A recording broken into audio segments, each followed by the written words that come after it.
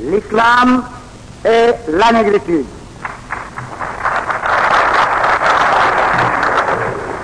Assalamu alaikum wa rahmatullahi ta'ala wa barakatuh. Bien que souffrant, empêché par ce qu'on appelle, par cette maladie courante qu'on appelle al-humma al-sawda wal-humma al-sawda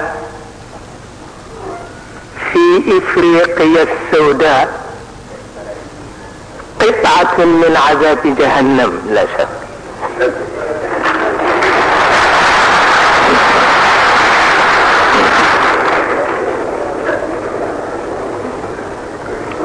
ولكن ولله الحمد الحياة كلها صحة ومرض. Et pourtant, j'ai suivi avec une attention religieuse. J'ai écouté tout ce qui a été dit ici même, le discours magistral de notre Premier ministre, les autres communications qui ont été faites par mes frères, mes amis, par mon ami le professeur Amar Sam, par notre ambassadeur de cousin Moustapha Cissé, qui est en même temps le secrétaire général du mouvement, et par tous les autres. Aurais-je besoin d'ajouter quelque chose?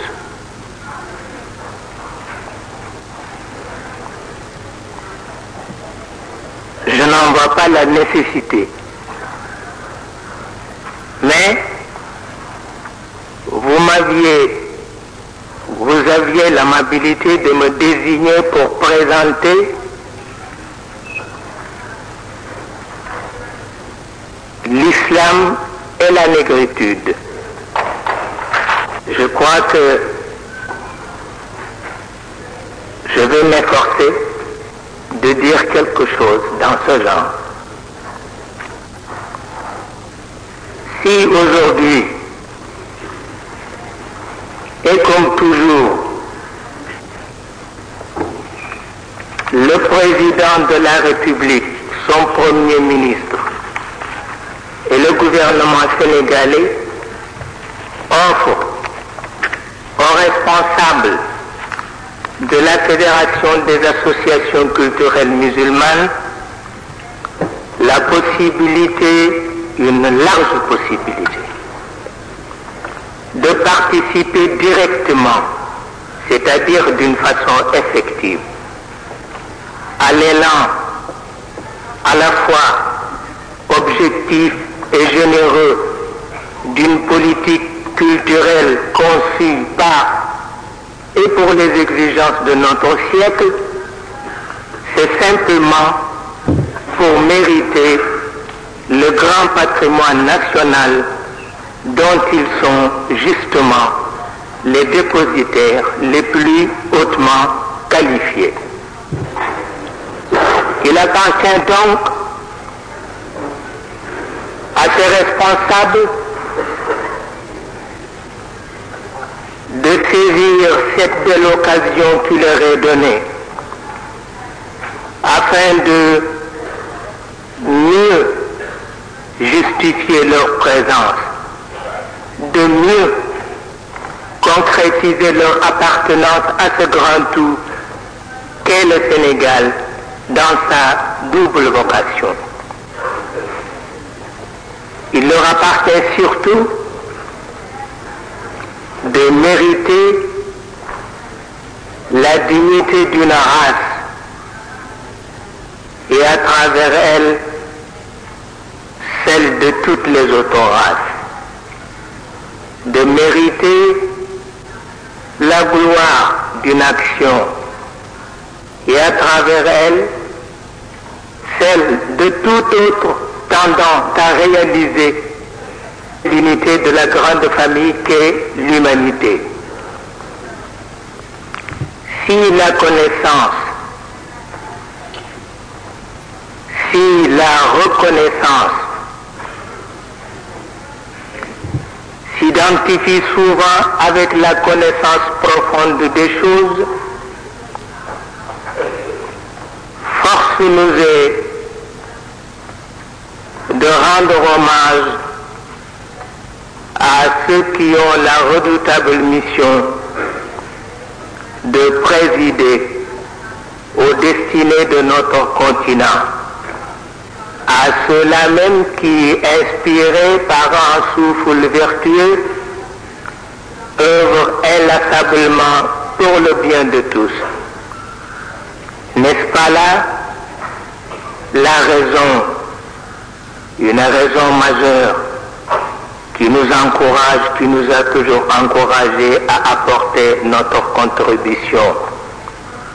Une contribution modeste peut-être, mais qui n'en demeure pas moins sincère et essentiellement militante.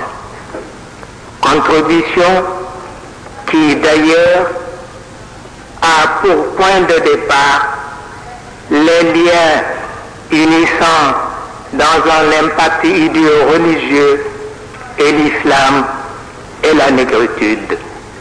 Pourquoi l'islam? Pourquoi la négritude? L'on ne peut parler d'un événement historique sans, au préalable, faire référence à ce qui constitue son avènement, c'est-à-dire une révolte juvénile, mais une révolte dont l'écho devient de plus en plus retentissant dans l'enceinte même où prennent forme et vigueur les éléments, tous les éléments vérifiés de l'histoire contemporaine. Il s'agit avant tout de rendre à César ce qui appartient à César et de dire ce que la négritude doit à ses apôtres. Cela signifie que de cette humeur maussade contenue dans un cri de révolte à la mise sur pied d'un système qui, comme tout autre système, va avoir et ses partisans et ses détracteurs, entre ceci et cela, il y a l'image des grands amants modernes, image qui, paradoxalement, nous est présentée par la voix de l'ancêtre. Il était une fois, c'est l'ancêtre qui parle, il était une fois un adolescent, parce que déçu, à la suite d'une cruelle désillusion, prenait la résolution de ne plus se comporter comme un simple instrument de servitude.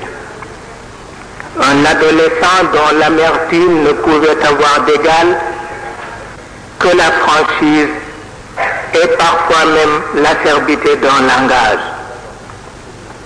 Il s'appelait pour l'honneur et le bonheur de sa race Aimé Césaire. Il était une fois encore un garçon nommé Léon Damas qui, rendu soupçonneux par les artifices de sa nouvelle condition, se proposait de dresser l'inventaire d'un choix ou d'une existence, de toute une existence. Il était une fois enfin un étudiant noir s'installait dans la magie d'un verbe lui permettant d'opposer à toute intransigeance paternaliste un enthousiasme désarmant. Enthousiasme qui déjà semblait porter un nom plus que familier, celui de Léopold Sédar Senghor.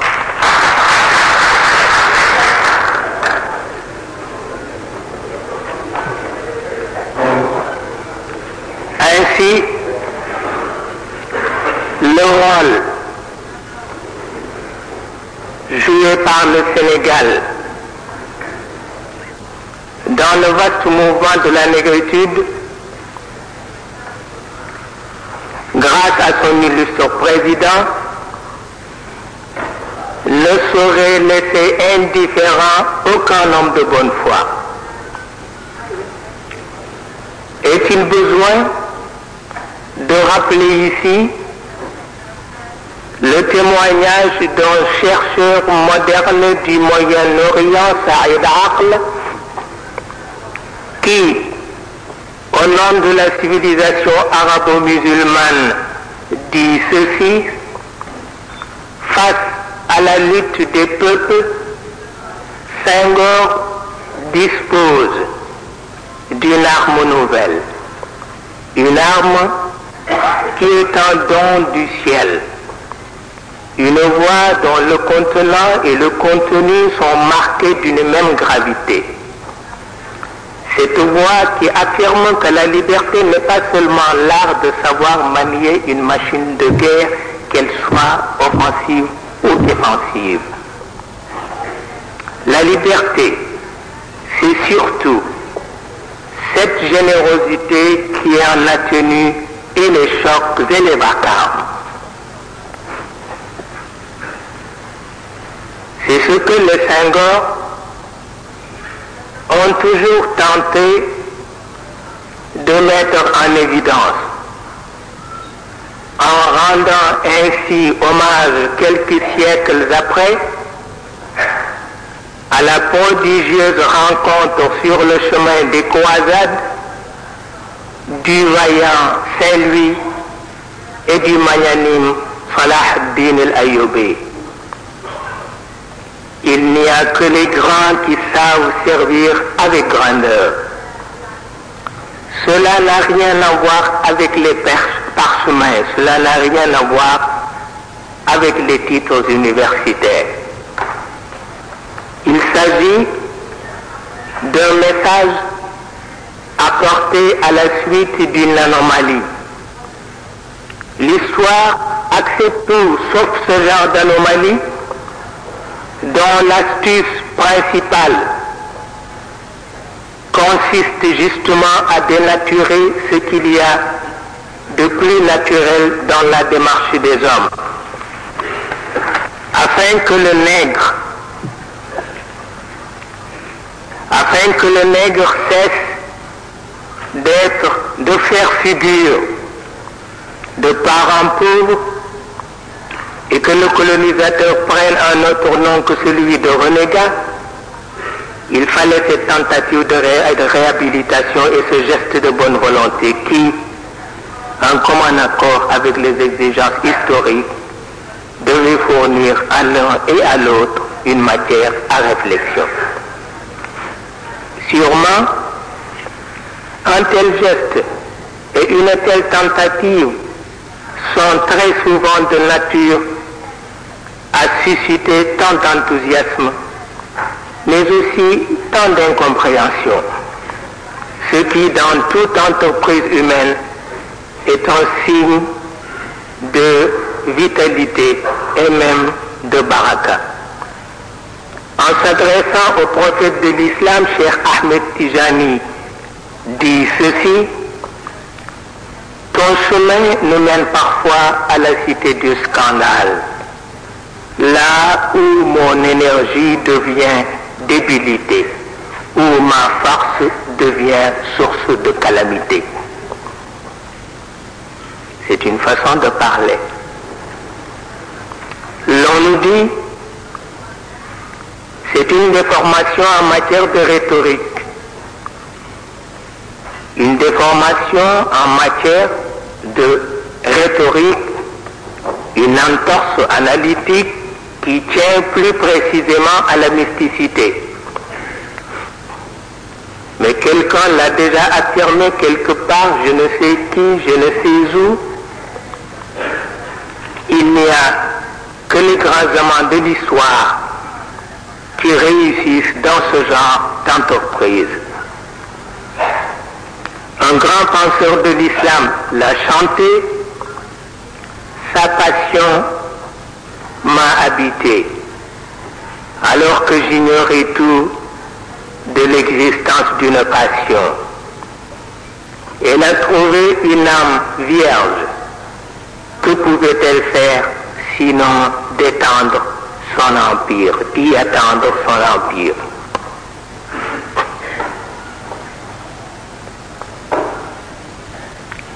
أتاني هواها قبل أن أعرف الهوى وصادف قلبا خاليا فتمكن.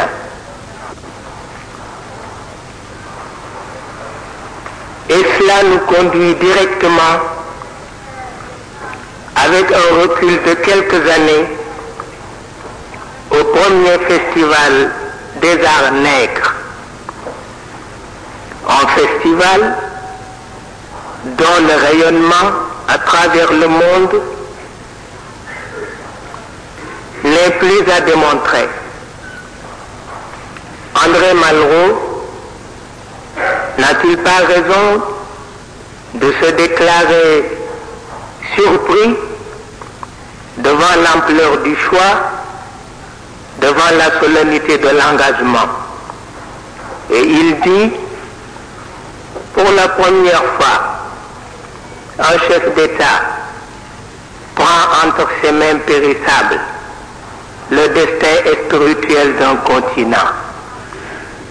Seul Malraux était capable de donner à l'événement cette dimension exceptionnelle. Et un ami français me pose tout de suite la question traditionnelle, une question tant attendue.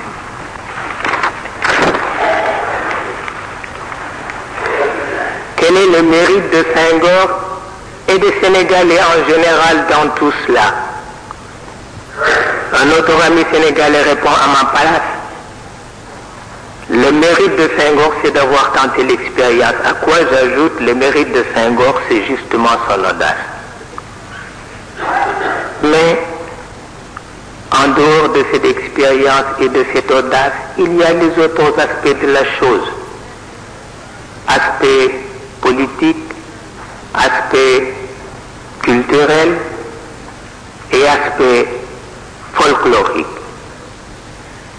Là où semble se créer une atmosphère de carnaval, là où un hôtel flottant des pays du prolétariat semble faire le bonheur des bourgeois capitalistes, là où les conformistes restent plus que jamais des conformistes, et là où l'UNESCO offre ces éléments synthétiques sur lesquels d'ailleurs et heureusement controverses et contradictions n'ont qu'une emprise accidentelle. Mais le festival de Dakar, c'est surtout un tandem et une présence. Le tandem André Malraux, Aimé Césaire sous l'égide de Senghor. Ah, l'Europe des Blancs, l'Afrique des Noirs, et je ne sais quoi encore. Mais ce dont tout le monde est conscient, c'est que nous sommes trop occidentalisés pour contester à l'Occident son droit à un certain privilège.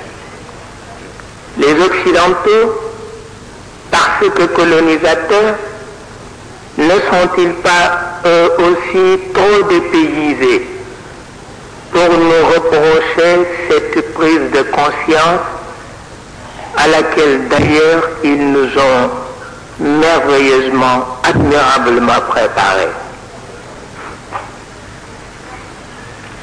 Le quartier latin,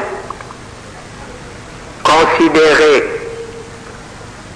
comme le berceau adoptif de la négritude, est là pour nous en apporter une preuve supplémentaire. Là où les Sartres marchent côte à côte avec les nègres, afin que la devise républicaine ne soit clouée au pilori par les anti-républicains. Sans parler de la part active prise par les gouvernements occidentaux en vue de faciliter la réussite du festival. Senghor en a saisi la signification. Il en a déduit ceci, qu'il est plus que jamais opportun d'aider à la naissance d'une symbiose, celle des universalités, celle des vertus intercontinentales, avant que d'autres, peut-être bien intentionnés, mais qui semblent mal informés, en fassent un élément de discorde. Malraux l'a bien compris. Et son intervention a ceci de pertinent qu'elle est d'un chef de famille qui, pour ses aventures d'autrefois, crut bon de mettre ses enfants en garde contre les effets d'une angoisse. Car, dans une époque où l'espèce humaine n'a d'ennemi que dans l'angoisse, de telles aventures peuvent provoquer un cataclysme sans précédent. Malraux a accompli sa mission, non seulement pour le compte de la pensée littéraire européenne, mais aussi pour la sauvegarde des faits historiques que l'humanité d'aujourd'hui n'arrive pas encore à dénier. Faut-il remarquer que Césaire, de son côté, réagit toujours en adulte. Sa déclaration est plutôt un cri d'alarme. On lui a ravi sa liberté une première fois, on ne lui refusera pas leur venue la restitution. Et cela à un moment où il devait défendre face à l'adversité les valeurs, toutes les valeurs faisant l'orgueil et la fierté de son choix. Il sait la maladresse de ceux qui ne respirent que pour dénigrer. La négritude étant sa chose à lui, il supporterait mal qu'on en fasse un cercle vicieux où l'Afrique noire perdrait à jamais et son prestige et la saveur de son langage. Il était visiblement triste, il semblait avoir peur du nombre, celle de sa propre création. La bombe de la négritude, qui est sienne, vient d'être relancée à Dakar. Des hommes extrêmement audacieux se sont emparés de l'engin et ont eu le fond de procéder à une expérience d'envergure. Que se passera-t-il après? Y aura-t-il des morts, des infirmes, des travestis? Pourtant, le poète antillais est émerveillé dans sa pâleur et dans sa fureur, son calme était effrayant. C'est là une des caractéristiques des âmes de son espèce, des âmes craignant les méfaits d'une mauvaise langue, mais qui, par nécessité de découvrir et de créer, deviennent, comme par étourdissement, victimes de ceux pour la protection de qui elles agissent. Senghor, qui connaît l'un et l'autre, qui, par son esprit de synthèse, par son extraordinaire lucidité, se familiarise avec les situations les plus difficiles, Senghor ne pouvait faire autrement que d'évaluer ce qu'il y a de substantiel dans sa pensée et de contingent dans son action pour déterminer le comportement de l'un à l'égard de l'autre. Et il lance avec vigueur, mais sans fanatisme. Senghor n'a jamais été un fanatique. Il lance alors son fameux serment: je jure de voler à l'Europe les instruments de sa supériorité, ses machines bien sûr, mais surtout l'esprit de ces machines. Je veux dire sa raison discursive. Vous le voyez, l'histoire pardonne à l'idéaliste ce qu'elle ne saurait pardonner au médiateur. Elle exige de celui-ci une judicieuse impartialité, tandis qu'elle admet de celui-là ses interminables sautes d'humeur et son chauvinisme narcissique. Mais ce qui fait la singularité de notre temps, c'est que les situations y sont vite dépassées et que les attitudes y sont perpétuellement remises en cause. Notre monde se trouve sur une pente, me dit un penseur français. C'est là l'élasticité, c'est-à-dire l'aspect conciliant de l'action senghorienne. De tous les apôtres de la négritude, Senghor reste le plus souple.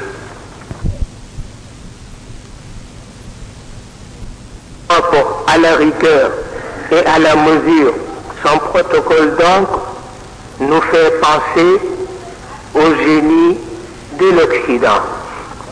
Mais son énorme disponibilité et son amour pour la paix le désignent comme le prestigieux porte-parole des pays noirs. Et s'il accorde une importance capitale à ce phénomène du désert, phénomène qui a toujours fourni à l'humanité des héros, des philosophes, des ascètes, des poètes et même des prophètes. Cela est dû uniquement à son souci constant de se faire le fidèle interprète de ses frères arabo-berbères. Senghor qui, avec ses amis, a créé le mot, sinon le concept de la négritude, ne pouvait pas ne pas concevoir avec bonheur ce dépassement qui caractérise notre siècle. Et cela pour permettre à notre pays, à notre continent, d'être au moins pour quelque chose dans la vulgarisation des principes dont se réclame la philosophie des complémentarités. D'où le sens, un sens supérieur que les uns et les autres appliquent au terme du dialogue. Avec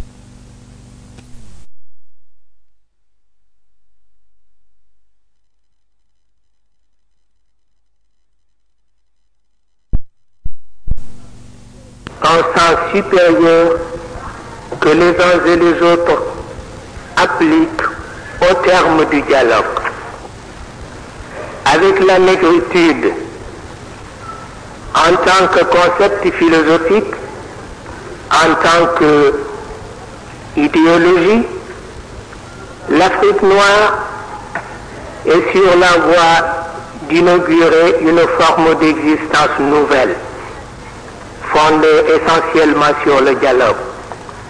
Sur un dialogue où la spéculation stérile et illusoire doit être nécessairement écartée.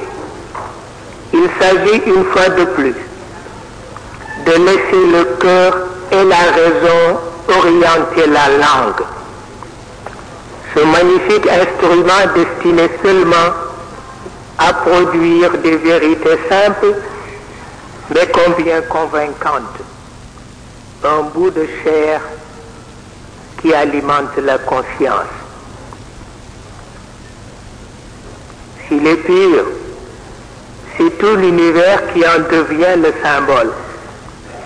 Mais il y a à côté de cette originalité les liens séculaires qui nous attachent aux autres et qui malheureusement exigent que nous soyons à la hauteur de toutes les intrigues qui compliquent tant la vie.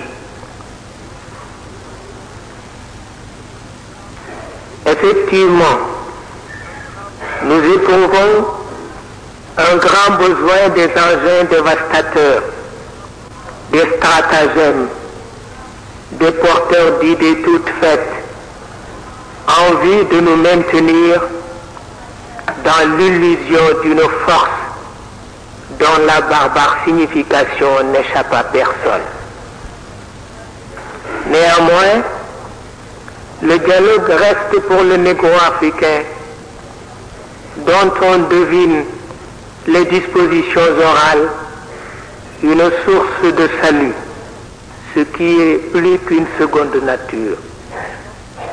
Pourtant, force nous est de reconnaître ceci, que nos partenaires sont trop rigides dans leur raisonnement, trop réalistes dans nos entreprises, pour se laisser séduire par un humanisme qui ne soit reflet des ordinateurs et des comptes à rebours.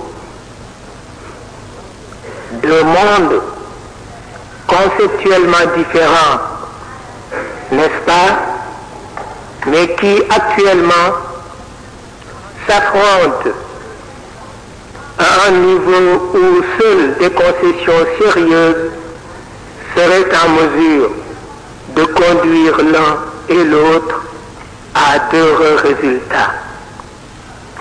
Ni l'authenticité dans sa forme primitive, ni le progressisme déshumanisant ne sauraient y apporter une solution convenable. Ne serait-il pas dangereux pour l'humanité de cautionner le triomphe de la bêtise? Pourquoi s'attarder à de telles précautions?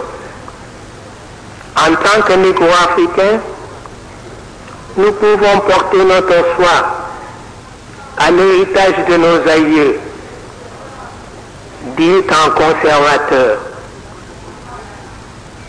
Et en tant que colonisés, un vaste champ de possibilités matérielles nous est proposé, qui poursuit faire l'un et l'autre ne doit comporter aucun danger. Mais c'est là justement le danger dont il faut éviter le débordement.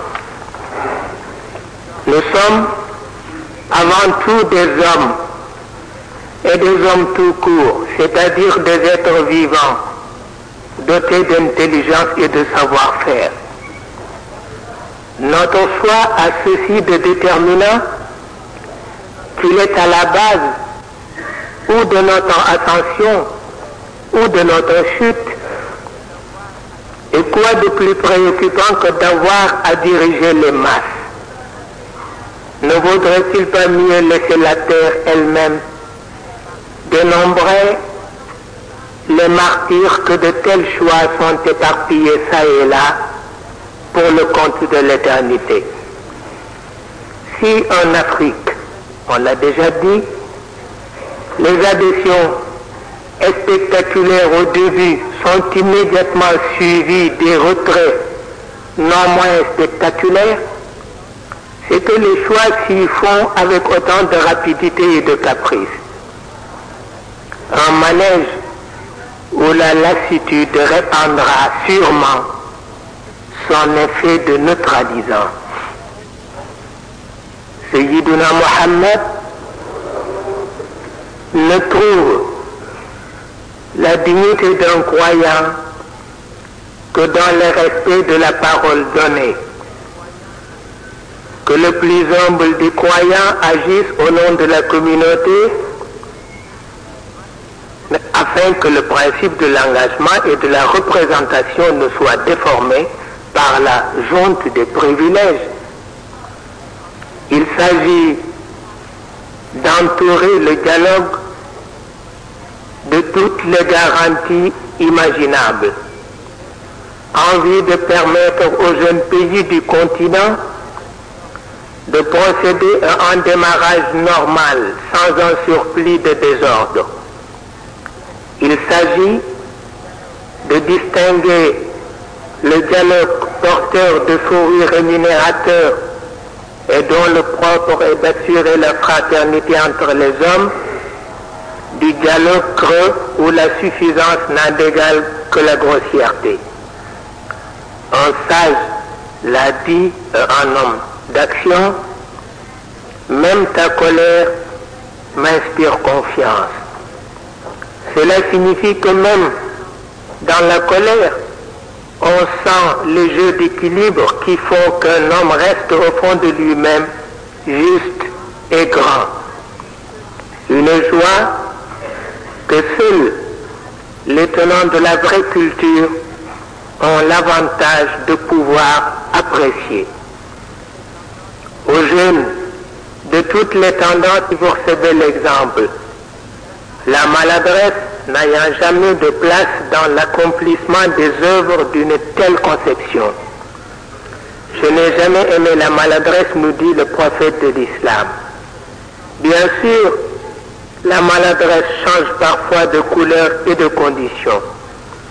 Avec l'inculte, elle devient une véritable épidémie à la suite de laquelle la pureté du cœur reste entachée à jamais. Avec les faux intellectuels, c'est l'éternel grondement et des théories sans fondement et des jugements sans valeur. Avec le sous-développé, c'est le règne de la susceptibilité, une rivalité à la mesure d'une conséquence désastreuse. Avec le paternaliste, c'est le classique divisé pour mieux anéantir. C'est n'entendre opérer que pour le compte d'une animalité décelée dans le comportement de certains civilisateurs. Ce que j'appelle la maladresse ici, c'est là une crise dont les répercussions sont beaucoup plus dangereuses que celles de l'apartheid et des guerres coloniales. Parce qu'il s'agit d'une crise intime qui aura pour victime des enfants d'une même patrie. Et c'est précisément pour cette raison que les psychanalystes musulmans imputent le geste de Caïn à un sentiment de jalousie amplifié par la maladresse. Si l'on en considère les facteurs évolutifs, l'action de la jeunesse ne saurait s'armer d'une patience analogue à celle des pionniers, la marche du temps ayant été pour ceux-ci ce qu'elle ne pouvait plus être pour cela. Mais à tout seigneur, tout honneur, les pionniers n'ont jamais joui que d'un seul avantage, celui de rester sages durant leur séjour dans les établissements scolaires, alors que les jeunes d'aujourd'hui pulvérisent dans certains pays tous les records d'achat et d'amusement, ce qui justement leur confère le devoir de se montrer raisonnable, et cela dans le sens réaliste du terme. Tout autre bouleversement est synonyme de confusion et même de dégénérescence. Cependant, les jeunes sont là pour vivre la plus belle et la plus magnifique expérience que la nature puisse réserver à un élément de la société. Une expérience qui s'appelle la relève. Être à la fois jeune et responsable, c'est là un don que seule une générosité providentielle est en mesure de mettre à la portée d'un homme. Mahomet, Sayyiduna Muhammad, en a fait la description quand les vétérans, ses vieux compagnons, se sont soulevés contre la désignation de Oussama ibn Zayd, un garçon de 20 ans, comme chef d'une imposante expédition organisée quelques semaines avant la mort du prophète, parce qu'ils se disent des vétérans que l'envoyé de Dieu se voit dans l'obligation de leur trouver des héritiers. Un vieux adage sénégalais l'a confirmé. Écartez votre enfant de ce qui lui est destiné par la nature, vous connaîtrez alors la plus affreuse des morts. Mais qui dit relève dit un certain sens de continuité. Établir un dialogue permanent non seulement avec les vivants mais aussi avec les morts. Tuer les morts, c'est perdre les dernières chances de sa survie.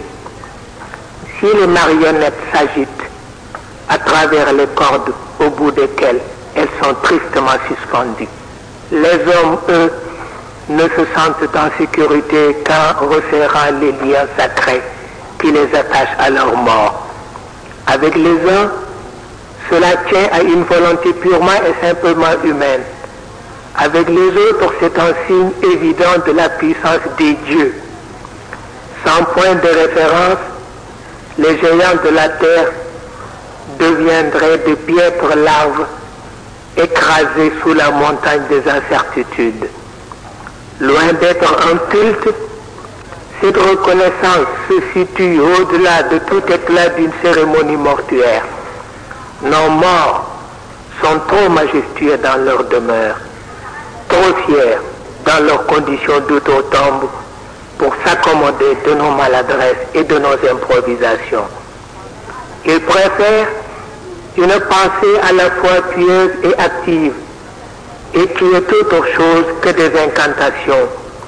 Votre Seigneur n'est ni loin ni sourd, il est là à la hauteur de votre sollicitude, nous dit le prophète Sayyiduna Muhammad. Un de mes amis contestataires m'a parlé l'autre jour de l'aspect agressif du dialogue. Dès que l'on tient compte de la distance qui sépare les interlocuteurs les uns des autres, une vérité imposée par la force des baïonnettes selon ses propres termes. Que l'on se rassure, malgré la présence des instruments de répression dans notre monde, la foi des uns et des autres dans l'esprit du dialogue l'a toujours emporté sur les craintes qui, d'ailleurs, sont à l'origine de toute lutte fratricide. Nous vivons à une époque où l'agressivité se manifeste partout, me dit encore mon contestataire un peu énervé. Une raison de plus pour avoir recours au dialogue. On nous dit que le silence est d'or. Le général de Gaulle écrit qu'il renforce l'autorité, le silence. D'accord, mais à la seule condition que cela prépare l'individu aux exigences du dialogue. Sayyiduna Muhammad affirme que le silence est un pouvoir sûr, mais il faut en connaître le mécanisme. À quoi les sages de l'Afrique ajoutent, si le silence a pour conjoint la méfiance, ce sera le prélude d'une naissance atroce, la naissance de cette maudite fille qui a nom haine. Mais il y a aussi l'aspect consultatif du dialogue. Chez les négro-africains, la réussite d'un responsable dépend non seulement de la bonne foi, mais aussi du sens de discernement de son entourage. Les conseils d'un simple chef de carré sont-ils en mesure de cerner et de concerner tous les problèmes que pose la marche et l'organisation de tout un pays? Tout conseil qui ne porte pas en son sein les deux principales vertus de la participation, la maturité et la fidélité, n'est qu'une suggestion sans intérêt, nous dit Serigne Ababacar Sy de Tivaouane. Ceux qui ne cessent de prodiguer des conseils doivent nécessairement appuyer leur patriotisme et leur disponibilité par des actes concrets. Quoi de plus facile que d'être stratège dans le beau salon du roi? Mais les vrais stratèges se trouvent certainement ailleurs, là où brille la lance des épreuves. Le Coran exige qu'une information soit mise à nu afin d'éviter l'erreur fatale qui consiste à porter atteinte à la dignité des citoyens, à la dignité des innocents. S'il y a les informateurs, il y a aussi les menteurs. Savoir choisir entre les deux, c'est savoir administrer. Il n'y a que les complaisants qui se laissent sacrifier sur l'autel des fantaisies. Cette volonté qui fait qu'un guide juste et intelligent puisse prendre des décisions à un niveau restreint. Après quoi, dit le Coran, il s'en remet entre les mains de Dieu. Voyez-vous, je ne retiens que l'esprit des versets. C'est tout ce qui m'intéresse. Foi en Dieu, foi dans le dialogue et dans une action mûrie et organisée selon les grands principes de l'analyse, voilà un fondement sans lequel la politique de la vie et la vie de la politique ne sont que des vains mots. En ce qui concerne toujours certains autres aspects du dialogue, je vous laisse quelques instants avec les chauffeurs de taxi, avec les concierges, avec les simples passants qui, dans leur situation respective, éprouvent l'énorme nécessité, une nécessité presque fiévreuse, de vider leur poitrine, d'avoir quelqu'un d'important à leur porter pour lui confier leurs pressentiments, leurs ressentiments, et finalement ce que l'on peut considérer comme une prise de conscience chez eux, vous vous apercevrez alors que malgré une condition sociale précaire, le négro africain reste toujours fier de son existence, de ce qu'il représente dans son quartier, dans son village et avec ses compagnons. Mais il faut faire attention à ce que ces sentiments ne soient que des manifestations superficielles, car ils risquent, comme l'a dit le prophète, de conduire à de la simple vanité, an-nakhwat al-jahiliya. Dieu n'apprécie que ceux-là même qui assurément marchent sur la voie de l'avancement, ce qui n'a rien de compromettant face au principe d'une quelconque tradition orale. Pourquoi les gens ont-ils toujours tendance à confondre les choses? Un professeur du centre hospitalier de Fann m'a demandé un jour pourquoi ces gens-là sont si bavards. Parce qu'ils ne jouissent pas encore de ce privilège qui fait qu'un homme arrive à transformer ses idées en plusieurs signes qu'on couche sur un papier. Il n'arrive pas encore à écrire, et quand on n'écrit pas, dans le cadre d'une société moderne, on ne réfléchit pas bien, et quand on ne réfléchit pas bien, la parole qui autrefois était sacrée devient banale. Mon père disait des gens du Cayor qu'ils n'ont pas encore l'intelligence de leur beau langage et qu'ils ne sont philosophes que pour les autres. Et les tout couleurs, il me dit, les tout couleurs ne sont dangereux que quand ils sont marabouts. Ce caractère difficile, doublé de mysticisme, des méfaits de mysticisme, c'est un mélange dangereux. Les tout couleurs ne sont dangereux que quand ils sont marabouts. Cela veut dire que tous les tout couleurs sont dangereux, parce que tous les tout couleurs sont marabouts.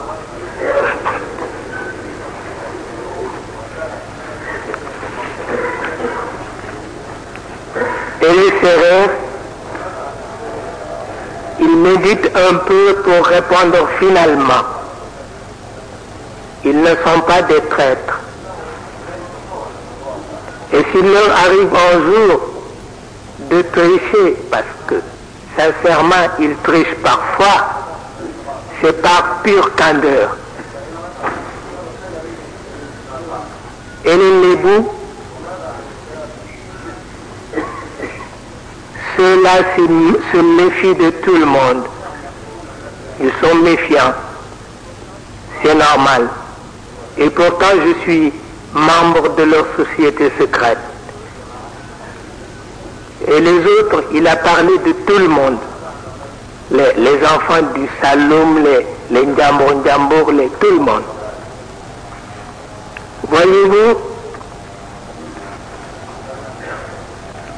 la culture n'est qu'une question de recherche, d'expérience. C'est surtout une question d'amour. Si on n'aime pas, on ne découvre rien.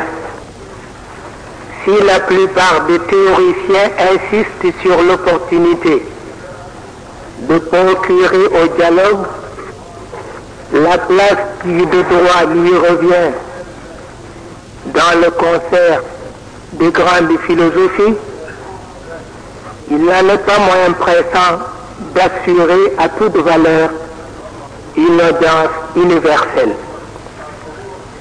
en lui donnant ainsi un contenu nécessairement reconnu par tous,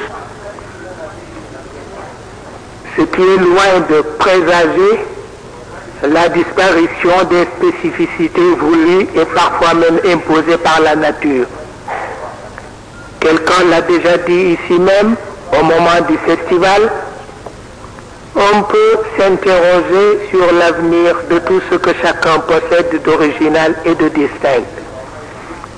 Mais face à cette particularité, il y a l'élan universaliste des valeurs dont la tendance dominante est de vouloir emporter avec lui et les digues et les barrières qui ont toujours maintenu la spécificité dans son cadre initial. Car une valeur n'est valeur que quand elle est évaluée selon les normes d'une société consciente et volontairement progressiste. Se contenter de ce que l'on a est trop ordinaire pour se justifier devant l'admirable principe de ce que l'on veut. Si nous nous plaisons à créer pour le compte d'un pays ou d'un nationalisme déterminé, si nous nous plaisons à créer des Mahalia Jackson, des Michel-Ange, des Mozart et même des Aznavour, il n'en est pas moins honnête, par temps réaliste, de ne pas succomber à une tentation de facilité. Il y a ceux dont le nom est directement attaché à l'histoire et ceux dont malheureusement l'identité se confond souvent avec la pire des comédies. Il ne suffit pas de créer comme en Forcenet pour être l'Émile, le prolongement ouest-africain dans James Brown. Au moment où les arts atteignent un sommet digne de la race humaine, il serait vraiment catastrophique d'en faire, au nom de la négritude, un élément de recul. Parfois, et pour alléger le poids de mon inquiétude, je préfère purement et simplement m'abstenir quand il y a présentation de certains films, de certaines pièces théâtrales.